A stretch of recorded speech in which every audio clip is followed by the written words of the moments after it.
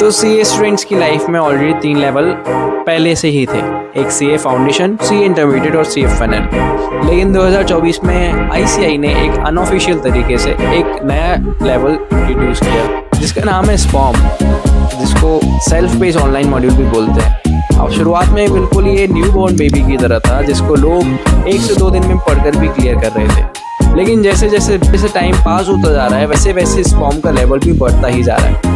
ये बात मैंने अपने प्रीवियस वीडियो में भी बोली थी जो मैंने सेट डी का एग्ज़ाम दिया था, तब मैंने इस बात को मेंशन किया था। लेकिन मैं तो पागल ठहरा, मैंने अपनी ही बात को इम्प्लीमेंट करना भूल गया और इसके चलते मैंने एसपीएम सेट ए का एग्ज़ाम पूरे 7 दिन की प्रिपरेशन के बाद दिया, जिसमें रिजल्ट आया सिर्फ 42 मार्क्स। अब उसके बाद थोड़ा टाइम और प्रिपेयर करने के बाद जब मैंने दूसरी बार एग्ज़ाम को दिया, मार्क्स बढ़े सिर्फ 2 और 42 से बढ़कर हो गए 44।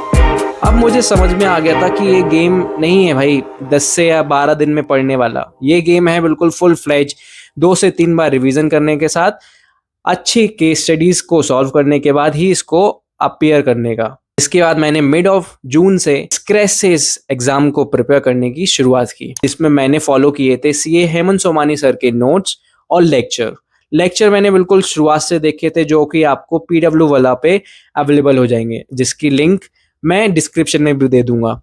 लेकिन अब बात आती है कि पेपर को प्रिपेयर कैसे करें। अब 2 अटेम्प्ट्स तो ऑलरेडी हो चुके थे, तो क्वेश्चन मोर और लेस कहीं ना कहीं रिपीट हो रहे थे, लेकिन हर अटेम्प्ट में नए नए भी पूछे जा रहे थे।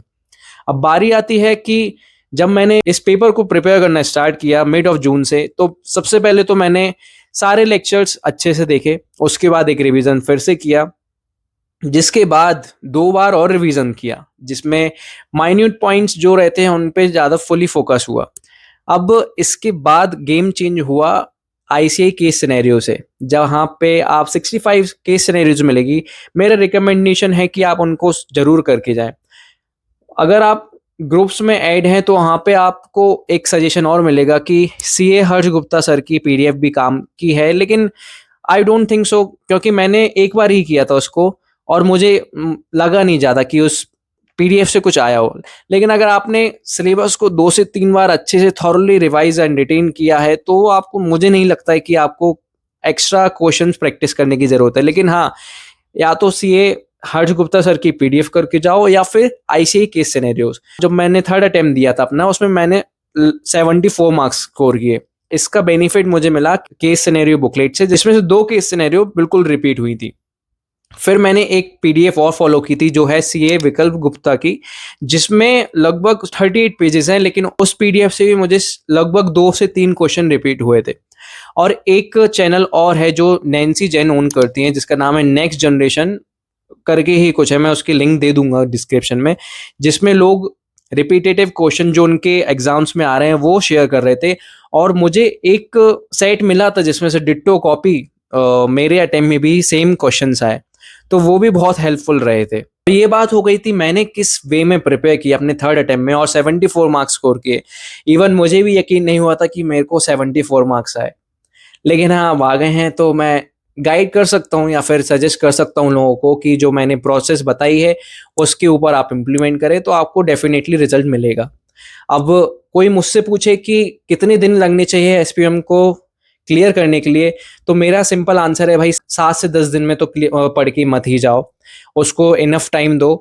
कम से कम अगर आप आर्टिकलशिप कर रहे हो तो लगभग 15 से 20 दिन मिनिमम देना सफिशिएंट है। और जब आप स्लॉट बुक करो तो ये देख लेना कि आपको 2 दिन का टाइम मिल रहा है, ताकि आप पूरा सिलेबस एक बार थॉरली फिर से दोबारा रिवाइज कर सको। तो प्लान करना अपना एग्जाम मंडे को देने की, ताकि आपको सैटरडे और संडे फ्री मिल जाए। अगर सैटरडे ऑफ नहीं मिल रहा है तो छुट्टी भी ले सकते हैं आप। अब मुझे पता है कि इस टॉपिक पे बहुत सारे लोगों ने वीडियोस बना रखी हैं, लेकिन ये थोड़ा सा मेरा कंट्रीब्यूशन था ताकि मैं लोगों को गाइड कर पाऊँ कि आप किस तरीके से इस पेपर को क्लियर कर सकते हैं। बाकी थोड़ा ज़्यादा ही टाइम दो, इसको एक सेपरेट लेवल की तरह ही ट्रीट करो। तो यहाँ एक छोटी सी और स्ट्रेटेजी है लॉ के लिए, वो है कि मैंने किस वे में पूरे सिलेबस को रिवाइज किया था, तो वो है जो कि मेरे एक फ्रेंड ने मुझे सजेस्ट किया था, जो कि वो बहुत ही हेल्पफुल रही थी। वो है first 3 chapter of corporate law plus SEBI, जो कि इंटरकनेक्टेड है। देन उसके बाद आईबीसी प्लस फाइंडिंग अप, जो कि चैप्टर 7 है कॉर्पोरेट लॉ का। उसके बाद मैंने एफसीआरए प्लस फैमा का चैप्टर किया था, और उसके बाद जो बचे हुए कॉर्पोरेट लॉस के चैप्टर हैं उनको मैंने अच्छे से रिवाइज किया था। अगर ये स्ट्रेटेजी अगर आपको अच्छी लगी हो तो आप फॉलो कर सकते हो, और अगर आप कोई और भी स्ट्रेटेजी फॉलो करना चाहते हो तो आप कमेंट सेक्शन में भी आप उसको डाल सकते हो, ताकि और जो लोग इस वीडियो को देखेंगे या फिर आपके जो फेलो फ्रेंड्स हैं वो भी इस वीडियो को देख के अपना एग्जाम क्लियर कर सकते हैं। अगर इसके बाद भी कोई भी डाउट हो एसपीओएम साइट ए को लेकर, तो आप कमेंट सेक्शन में भी आप अपने डाउट्स पूछ सकते हो, और मैं इंस्टाग्राम की लिंक भी दे दूंगा, ताकि आप डीएम में आकर मुझसे क्वेश्चन या फिर जो भी आपके डाउट्स हैं वो सॉल्व करवा सकते हो। अगर आप वीडियो अच्छी लगी हो तो अपने सीए फ्रेंड्स के साथ शेयर कर देना, और चैनल को सब्सक्राइब करना मत भूलना, और एक लाइक और एक कमेंट करना मत भूलना। तो this is Naman Jain AKA no mind. Sayonara. मिलते हैं एक जल्दी नए वीडियो में।